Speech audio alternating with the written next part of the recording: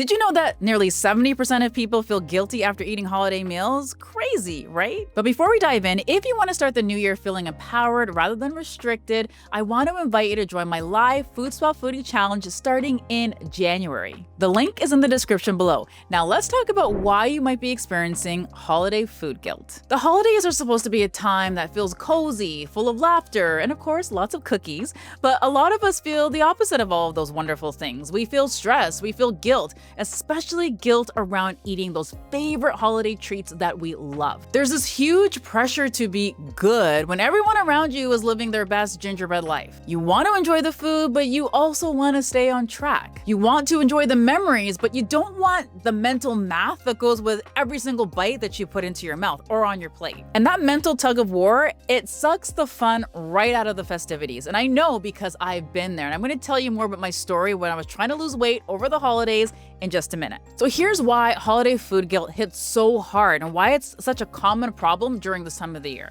We are surrounded by all of the indulgent, yummy treats that we don't normally keep at home or that we don't normally eat throughout the year. We're bombarded by diet talk. I shouldn't eat this, or I shouldn't eat that, or, don't worry, I'll start in January. This is actually something I talk about in my Food Swap Foodie Challenge. I talk about the importance of the language that you use with yourself. And that's really important because a thought leads to a feeling that you have, which leads to the action that you take. So if you keep using language like I'm bad, then that's going to give you the feeling of feeling like you're worthless or like you feel like you have no willpower. And then the action you're probably going to take is you're probably going to eat all of the gingerbread cookies. So during my live challenge, I actually show you how to work past this mental tug of war, how to work past the limiting beliefs that you have so that you can set yourself up for success. Because I really do believe that the language that you use is the foundation for creating healthy habits that last. Also during the holidays, we carry these sky-high expectations that we should be eating perfectly at all times. It's exhausting, and honestly, it is so unnecessary. Because food guilt, it doesn't make you healthier, it actually just makes you feel miserable. Think about it. Like when you say these things to yourself, when you deprive yourself of all of those favorite foods, how does it make you feel? Really think about that. So I'm not a psychologist, so I just have to preface this by saying that, but I have had to work through a lot of my own limiting beliefs when it came to losing weight around the holidays and also helping my clients to work past their limiting beliefs as well. So let's talk about where the guilt comes from. Guilt usually shows up when you label foods as good or bad. Now, I firmly believe as a nutritionist, there are no good or bad foods. And I'm a huge advocate of just making sure that you are eating in moderation. Like even myself as a nutritionist, I don't eat healthy all of the time. I probably eat healthy about 80% of the time. And I allow that 20% to be the time where I squeeze in some of those favorite foods that I love, whether it's like a glass of wine, whether it's pizza, or whether it's cookies. I also just try to make sure that I allow some of those favorite foods to fit. Guilt also shows up when you tie your worth to your willpower. And this is also something I've seen a lot with my clients because they feel like if they, give into, something that's unhealthy, then they just feel like I have no willpower, I have no self-discipline, I can never do this. Why do I just keep giving into these foods time and time again? I feel like such a failure. And this definitely plays into your self-worth. Guilt also shows up when you say to yourself that you can't trust yourself around certain fun foods. And I know that I used to have that as well. Like during the holidays, again, I was losing weight during the holidays, and I used to tell myself, I can't trust myself around eggnog, or I can't trust myself around cookies. Guilt also shows up when you fear undoing all of the progress that you've made. And one meal isn't gonna undo all the progress that you've made if you've been eating healthier more consistently, or if you've been working out. So you just need to give yourself some grace and some compassion and just make the next meal healthier. Like that's what I did. So during the holidays, I allowed myself to eat the favorite foods, and sometimes I still do. I'm gonna be completely honest with you. But I know if I give in like the night before and I have like, a piece of cake or some ice cream, then I'm gonna make sure that my breakfast is actually a healthy meal. And this is actually why I created my holiday dessert smoothies, because I developed that during a time when I was on my weight loss journey and I was trying to lose weight and I was still trying to stay on track. And I loved all the holiday flavors like eggnog and apple crumble and, peppermint mocha and all the things.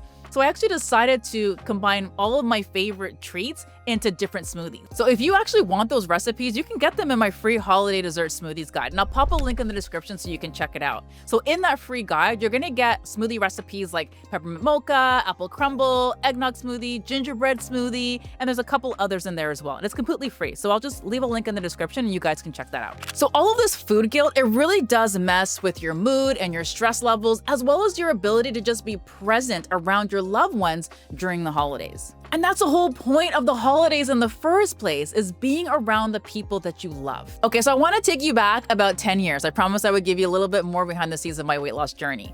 So when I was about to get married, I wanted to lose weight so I could walk down the aisle, say yes to the dress, all of the things. And my weight loss journey just so happened to fall over the holidays.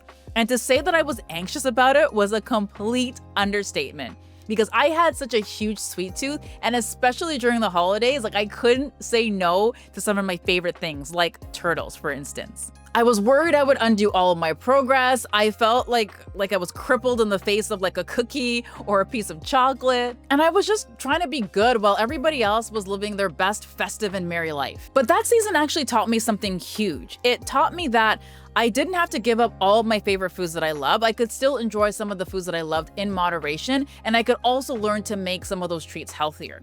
So that's when I developed recipes like my turtle cookies. Because I love turtles so much, I decided to make like a healthier version, but in a cookie.